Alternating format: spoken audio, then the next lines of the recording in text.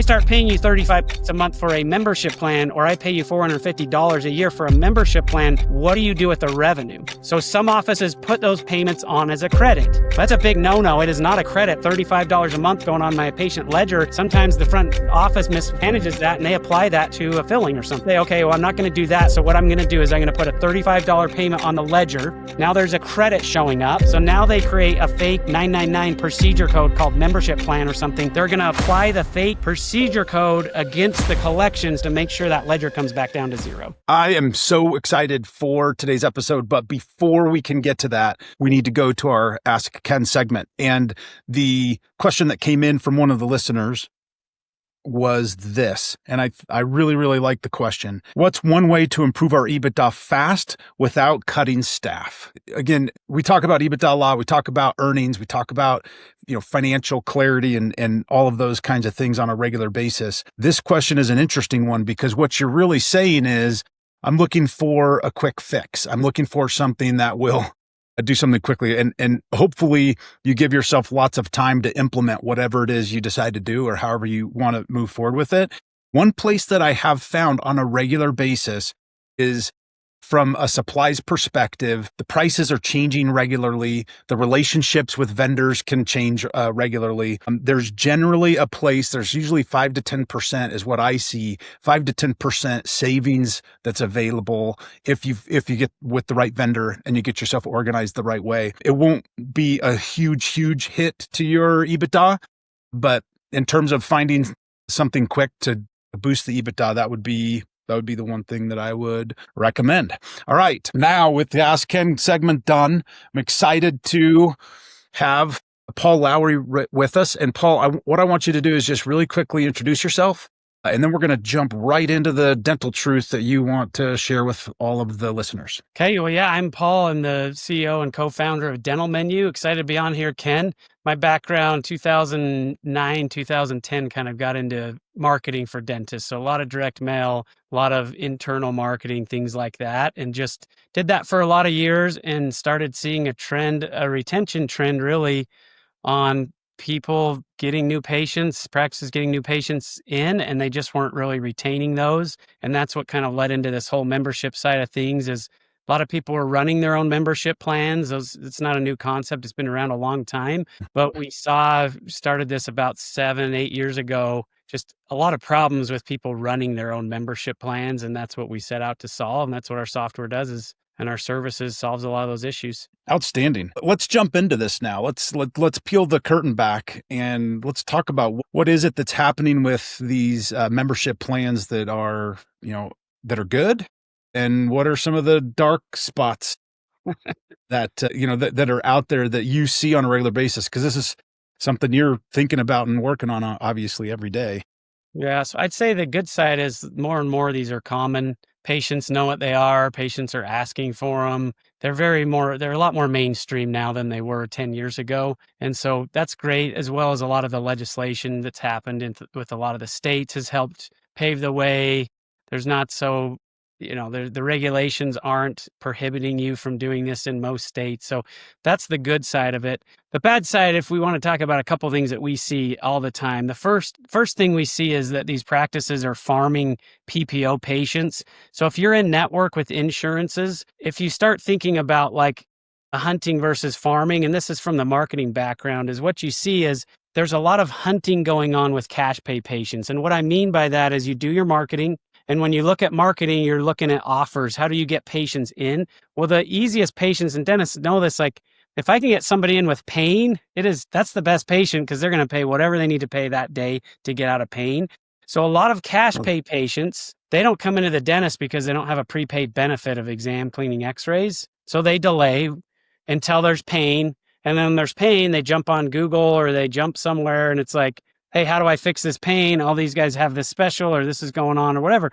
So they jump into the practice, they get this pain taken care of, and then they go right out the back door and say, well, that was expensive and painful. I don't really want to go back. If you look at retention numbers for new patients, we did a study on 250,000 new patients. So a pretty big study.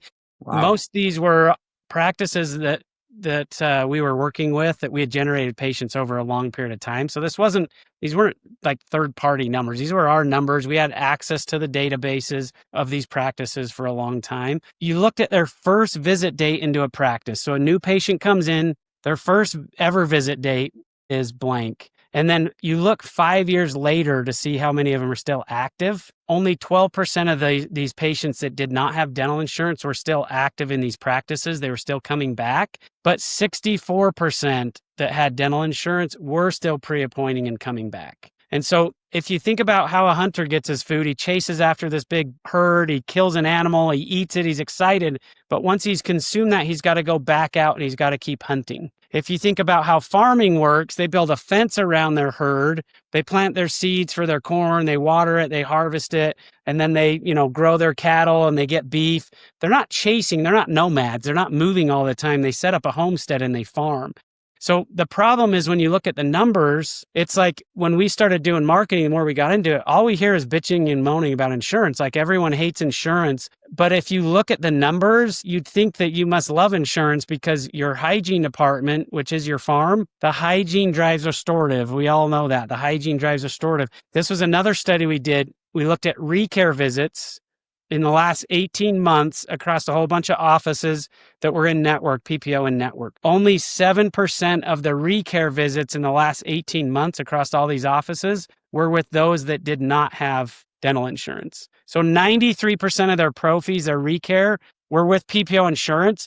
What do you think their treatment looked like? Like, obviously, it's mostly PPO driven, right? And so if you're a doctor, you're doing an exam. You're going from exam room, and you're doing exams on people that have PPO insurance.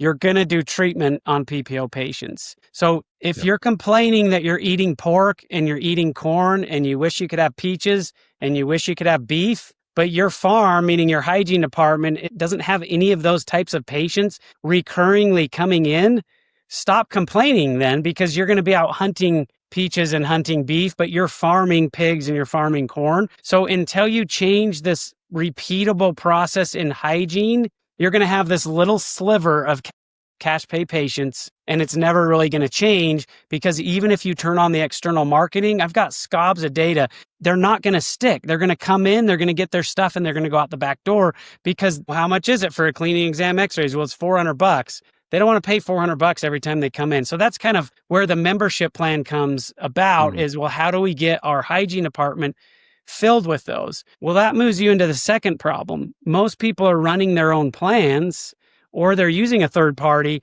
but they're setting it up as a discount style plan, meaning it's kind of like a Groupon. It's like 2 cleanings, 2 exams, a set of x-rays, 20% off for $400.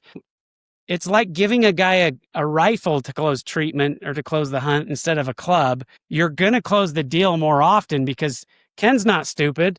Like, Ken, if you come in, you've got a treatment case of $4,000, and I say, hey, Ken, if you want, you can pay $4,000 today, or you can sign up for our discount style plan. It gives you 20% off treatment plus 2 cleanings, 2 exams, set of x-rays, and it costs $400, and you get 20% off your $4,000 treatment case. You're not dumb. You're going to buy the plan. You're going to save $800 and you're going to move forward. The problem is guess what happens day 366 with most of those plans? Like, they're not going to renew day 366. So they buy your Groupon when they feel like it. So they come in, they buy your Groupon to get better deal. And then there's going to be 2, 3, 6, 8 months. If you go ask your front desk, ask yourself this question. Go ask your front desk and say, hey, tell me about your plan and your renewal process. Well, what the front desk is going to say, well, everybody renews it. Okay, well, tell me about your renewal process. How does it work? Well, when Ken comes into the practice, we say, hey, Ken, just so you know, you're no longer, your membership plan, you used all your services up, you're due for renewal. And then Ken is going to say, is it cheaper to buy the membership plan, or is it cheaper just to pay for my services? Like, it's not that difficult. The example I like to use, Ken, is if you and if I came up there to Logan and it's like, hey, why don't we go to dinner? Where do we want to go to dinner? We're scrolling through, we're like looking at reviews. What kind of food do we feel like? Okay, we pick a place. We're going to go to this place. We show up to the place. We're actually in the restaurant. That's the hard part, right? We sit down.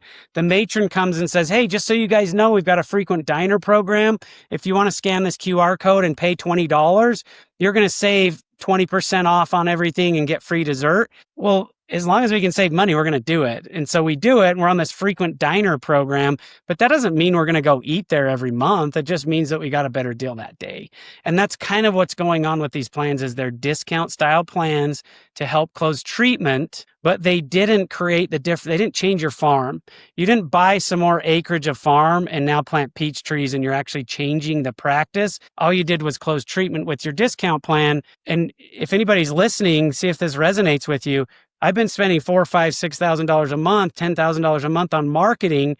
I've been getting all these patients in, but at the end of the day, I don't feel like I've really changed the makeup of my practice. I still am at 15% cash pay, and I've been at 15% cash pay forever. And we just you talked about your little question there. How do I increase EBITDA? Well, people all the time say, I don't, especially if you're out of network. So if anybody's listening that's out of network, well, hey, I don't think these plans work if I'm out of network. Well, how come? Well, because I don't want to just discount all my cash pay patients 20%. Well, that's because you're thinking about creating a discount style plan. Like you don't want to do that.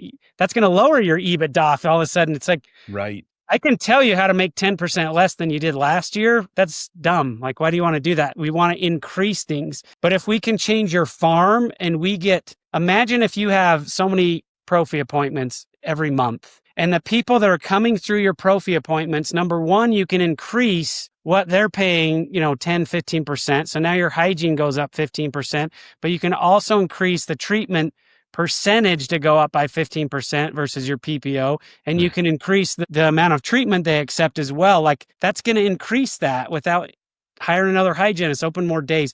But if you're not running your program correctly, if it's just a discount style plan, it's really not going to impact that. Interesting. So if you want to change the makeup of the types of patients that you're treating, there's a way to get there, but the way that most people are using it's ultimately not driving much of a change in the demographic of who's walking into the practice every day. Is that a fair way to characterize Not it? long term, yes. Yeah. So short term, if you've got a plan right now, you're looking at it and you're like, oh no, I think it's really working. Open it up and take a 5-year swath at it. And that's where you realize like, no, it's not great. So have you increased the number of membership patients on your plan or is it stagnant? Have you been sitting at 100 patients for the last 3 or 4 years? Well, they're buying that discount when they come in. Like, that's a good question to ask yourself. Are you getting breakage? So like, if you think about insurance companies, everybody hates insurance companies, but they're pretty smart, Ken. So you need to look at how they know how to make money. Well, if somebody is paying Delta Dental $30 a month,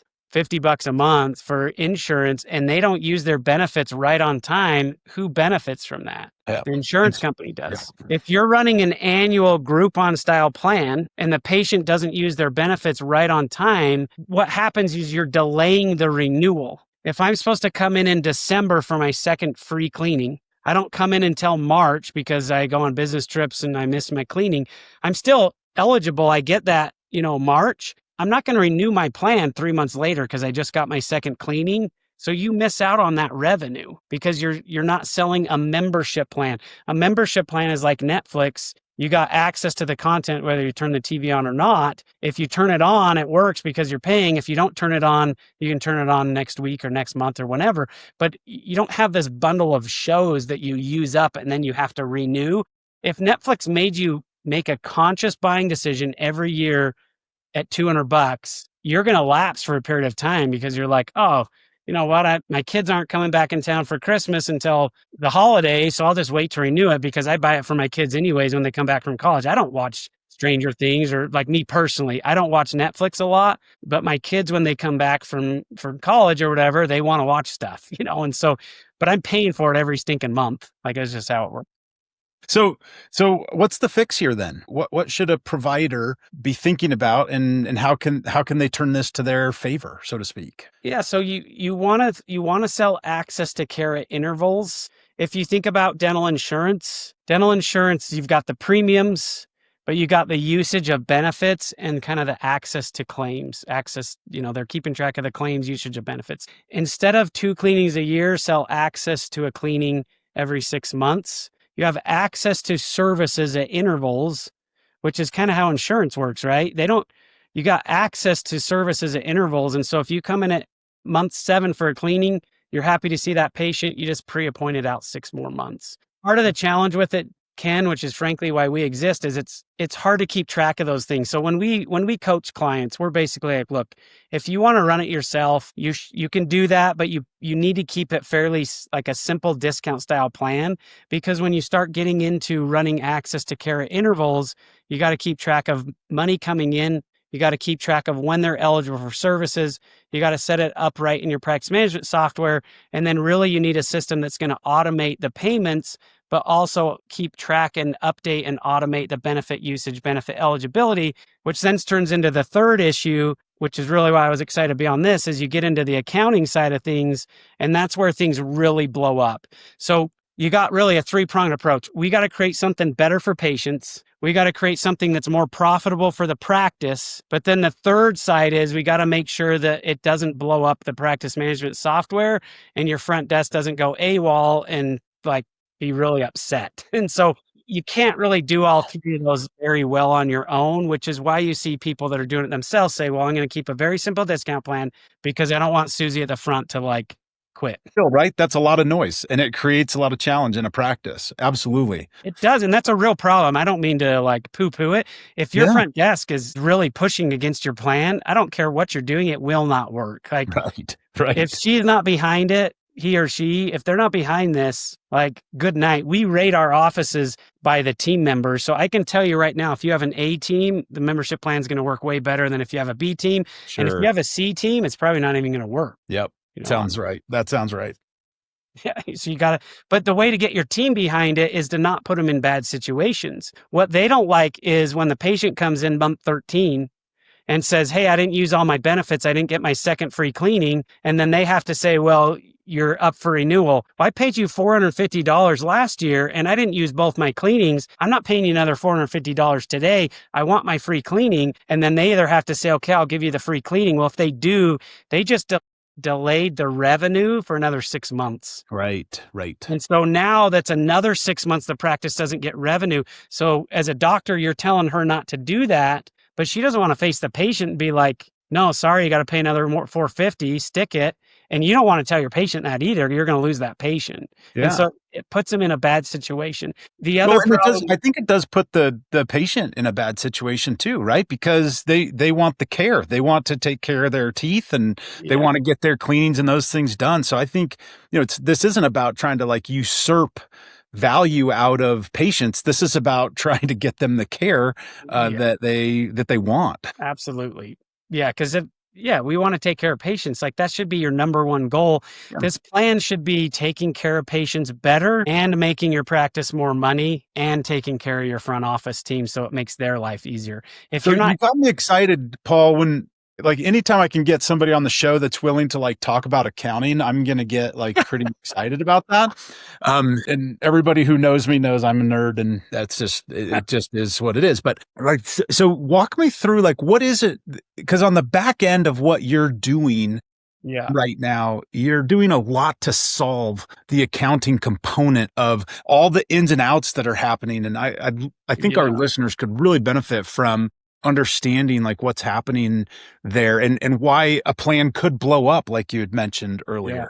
So typically what happens, Ken, is when a patient comes in and makes a payment, challenge is like most of the time, just generally speaking, when a patient makes a payment, it's going towards some treatment, right? It's going towards production. So I go in, I do a treatment case of $3,000 or $500 or whatever, patient pays for that. And that goes against the production. If they have insurance, you're billing insurance. There might be an outstanding claim, but you're waiting for that payment. Hopefully, you get it from insurance. If you don't get paid from the patient or insurance, that's bad debt and you write it off. Right. So, anytime something happens, it's either insurance pays, patient pays, or it's bad debt. And so the challenge is when you get paid, if you got overpaid from an insurance company, that's a surplus. You got to refund it. If a patient pays you, if I come in and it's like, hey, I got an HSA card, I've got some treatment, but I'm not going to get in until January, but can you charge me right now? Okay, yeah, Paul, I'll charge you right now. Well, if I pay you $2,000, where's that money going to go? It's going to go on the patient ledger as a credit. It's going to sit there as a credit. If I don't come in January and I don't come in February and I don't come in March and I say, hey, Ken, I'm not coming in anymore. I want a refund. Well, yeah, there's a credit there. You're going to give me a refund because it's a credit. So that's kind of this process that goes on. Now, if I come in and get treatment, you're going to apply that treatment to the credit. Like that's what's going on with cash pay. Yeah. So the problem, I start paying you $35 a month for a membership plan, or I pay you $450 a year for a membership plan. What do you do with the revenue? So some offices put those payments on as a credit. That's a big no-no. It is not a credit. $35 a month going on my patient ledger. Sometimes the front office mismanages that and they apply that to a filling or something. Right. So you say, okay, well, I'm not going to do that. So what I'm going to do is I'm going to put a $35 payment on the ledger. Now there's a credit showing up. So now they create a fake 999 procedure code called membership plan or something. They're going to apply the fake procedure code against the collections to make sure that ledger comes back down to zero. And so the challenge with that now is when you come in as a patient, you get an exam, cleaning, x-rays. Last I checked, hygienists aren't free. I hear all the complaint about that. So you do real production, cleaning, exam, x-rays. There's a balance now. There is actual treatment there, but the patient's not going to pay you for that because they've already been paying their membership plan. Those services are free. And so now what do? You create an adjustment code and you adjust your collections off because what else are you going to do? You got to bring the balance back down to zero. So your daily production doesn't match daily collections and you've got a bunch of adjustments on the collection side. Yep. What do you think that does, Ken, to your provider pay? Oh yeah, no, it's a disaster. Yeah. You're headed toward actually probably making your doctors really uncomfortable or maybe even distrustful of how you're trying to calculate their compensation, right? Because there's all these weird ins and outs that are happening. You're pitting your providers against your plan. And I have had hygienists being paid on collections and associate doctors. I can't tell you how many associate doctors badmouth the plan and say, stupid rich owner doctor, he gets all the money and I get screwed. And I would rather see an insurance patient than I would a membership plan patient because I'm getting money, more money. Yep. That usually doesn't happen with the associates because they get more on the treatment. But I've seen it really bad with the hygienists because hygienists just get really compensated on their cleanings. And so if they're getting a higher reimbursement on Delta or on Aetna than on your in-house plan, and a patient is in the chair, a cash pay patient, and they ask the hygienist, hey, what do you think I should do for insurance? Guess what she's going to say? Like, she's going to look at her highest reimbursement and say, go buy that plan because that benefits her. She's not going to tell him to go to the membership plan because she's getting a big fat zero. Right. Now, even if you aren't worried about provider pay, Ken, you've worked at large organizations. What does that look like when you're writing off all of your cleaning, exams, x-rays? Why is that bad? Yeah. Well, it's just, it's inaccurate. It's not right. Yeah. You're not really capturing what's going on with the patient. And I think that creates a situation where you have there's some potential liability there. Yeah. Actually over time. Yeah. I mean, if you were helping somebody buy a practice and you were just looking real high level and you saw a whole bunch of adjustments and stuff, are you like, how does that affect what you're thinking value? What are you telling your client when you're like, hey, dude, this is a great practice for these reasons, but it looks like they've got some issues on write-offs and receivables and things like that. Yep. We've also seen, like, if you start looking at fraud, we've seen office managers put friends, family members on these plans. You're just writing everything off. How do you even catch that as a CPA or as an owner of the practice? Because you're like, hey, what are all these write-offs? Oh, those are membership write-offs. What about this scenario, Ken? You're trying to increase production going on in your practice, and you're looking at each hygiene operatory on a daily, weekly, monthly basis. And you go and you poll your offices, and let's say you have 10 locations, and you're like, hey, location A freaking sucks. It looks like they're really low. And so you go in to kind of ream this office, and first thing they say is, well, we saw a lot of membership plan patients that month. Those are all just membership plan adjustments. Well, that could be valid, or it could be a cover up. And until you want to dig in even deeper, you don't know. But we've seen offices that start to use that as an excuse. Well, hey, Ken, big bad CPA, big bad owner, big bad CFO, whatever it is, right? Well, those write-offs are because of the membership plan. And like, you really have to now start doing some digging. It's a pain in the butt. So anyways, it'll screw up your numbers. So so give us the fix. What is this dental truth, and how do owners and how does everybody get their arms around this? Yeah, so basically what we do, if anybody wants to watch this, I am going to share my screen because this will help a little bit. We've got some videos around this, but basically what we do, Ken, is we set up a separate account, a merchant account for these practices. The practices own this, so this is their account. But basically, if you think about it, especially from an accrual accounting, which I know you love because I've seen your accrual accounting tattoo. So basically, we Which really may have or may not exist, may or may not exist. May or may not. We could all pull in. I would help pitch in for an accrual accounting tattoo. I don't know if I've ever seen that. So when those monthly payments are going through, those go into this separate account. That is unearned revenue, right? Yep. And you look at it from an accrual standpoint, well, you didn't do anything. It's an asset for the practice. It is money. It's going to show up on your balance sheet as an asset, but we're not going to release those funds, or you won't. This is your account, but the system won't release funds to your operating bank account because you haven't actually done anything yet. So although it's money for you, it should show up as unearned revenue, and it should be kept separate because you haven't done anything yet. And Right. it is an asset for the practice. Right. Now, when you provide services, you do an exam, cleaning, x-rays, you're going to walk the patient out of your practice management software. There's going to be a balance or a claim that will show up.